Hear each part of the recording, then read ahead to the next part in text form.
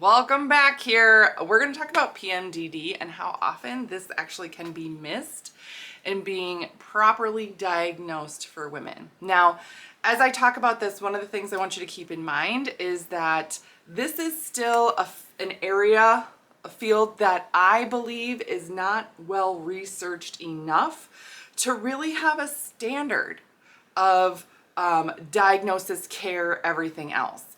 Because it is missed quite a bit. So just keep that in mind, that as I'm giving you this information at the time of this recording, I'm giving you information based off of what is currently out there for people to read and understand. But I, of course, have my own take on it based on what I've seen, what I've experienced, and what I have helped women work through in terms of PMDD. So I'm Dr. Beth Westie, women's health and hormone expert, author of the books The Female Fat Solution, The Female Menopause Solution, creator of the Eat for Your Cycle method, and host of the podcast The Female Health Solution. You can subscribe to my YouTube, all the things, right? But I do a lot of work with women. I've worked with thousands of women across the globe, and a lot of them suffer with things like this and don't understand why it's so bad and what's going on. So when we talk about PMDD, premenstrual dysphoric disorder is what it stands for. It's like really bad PMS is a simple way of describing it.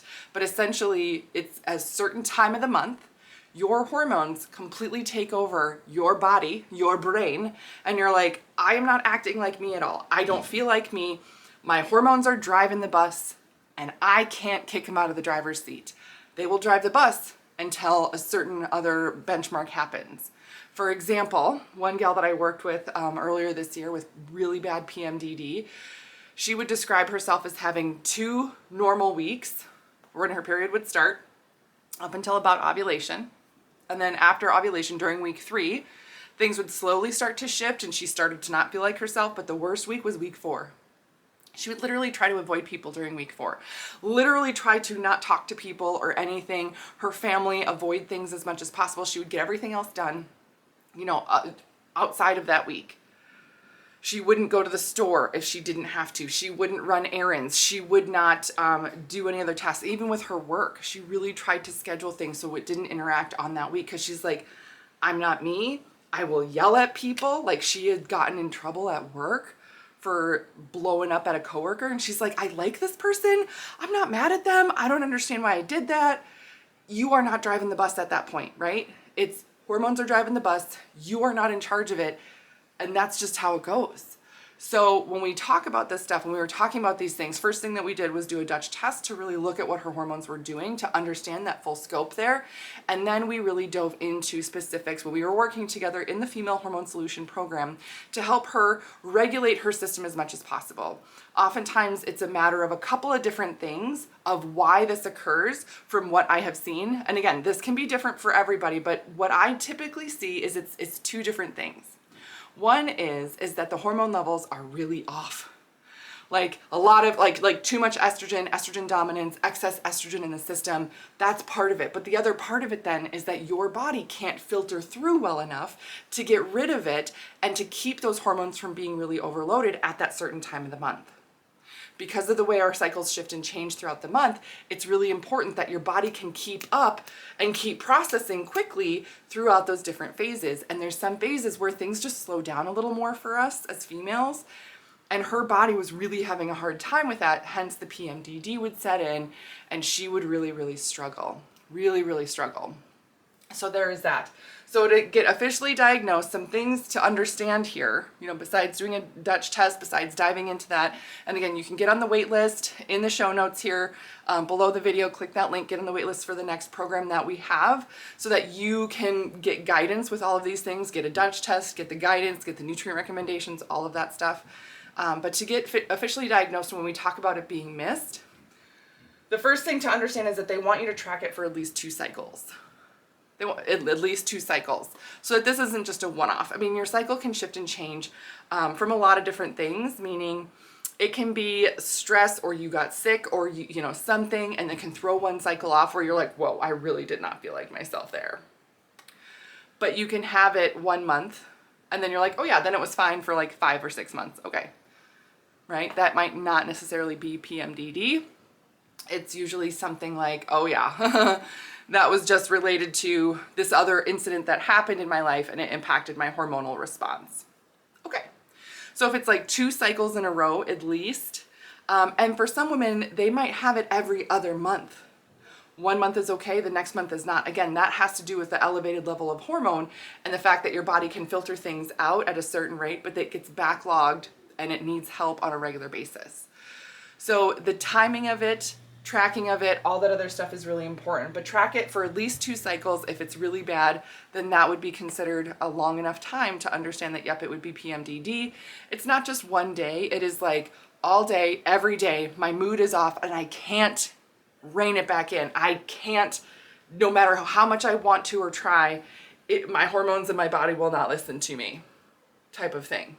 That's what this is. So, the other thing that's really tough with this, when we talk about PMDD, is that a lot of times gals will get diagnosed, and so when we talk about it being missed, it's missed quite a bit. It's missed quite a bit because of these other diagnoses that a lot of times people will go to. Meaning if you go into your doc and say, hey, I'm having a hard time, and you don't have the data to say it is these, I've been tracking it for 6 months, or I've been tracking it for a year, or whatever, and say it's these specific days of my cycle every time, you come in and say, I'm having a hard time with my mood, I'm really depressed, I'm really sad, I can't control my emotions, like it's like a runaway train for me. They're gonna look at that and immediately think things like depression, right? Anxiety, right? And it's not that it's not depression or anxiety, right? It's not that it's not at all, that's not how you are on a day-to-day basis, right? On every day of the month. If you can show that it's for your cycles here, that makes it a different thing. That's related to your hormones. That's not like just depression. Do you know what I mean? So there's that to keep in mind. And the other thing to keep in mind is that when you've had something like depression diagnosed for you, that gets put in your file. And oftentimes that's something that people will go to immediately to kind of say, oh, it's just this again. Here you go, take this. Okay.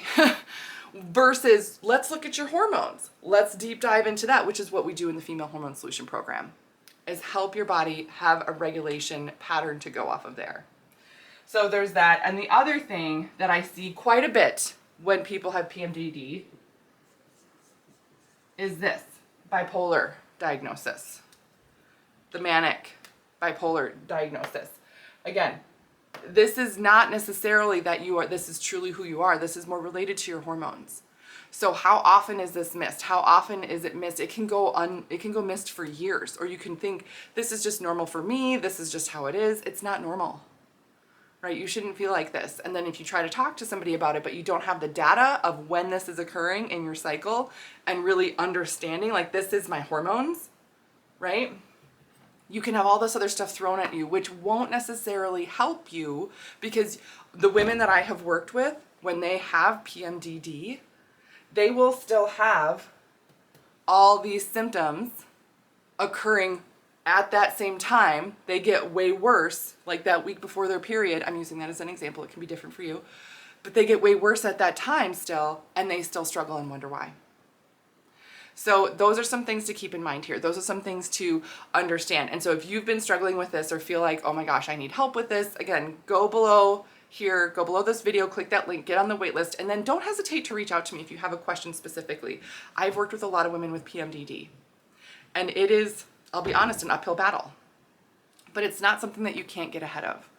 So just keep working at it. Hormone testing, working with your cycle, working with your hormones is going to help the best to get ahead of it. So that's what I got for you today. Make sure you let me know if you have any other questions. Otherwise, I will see you later.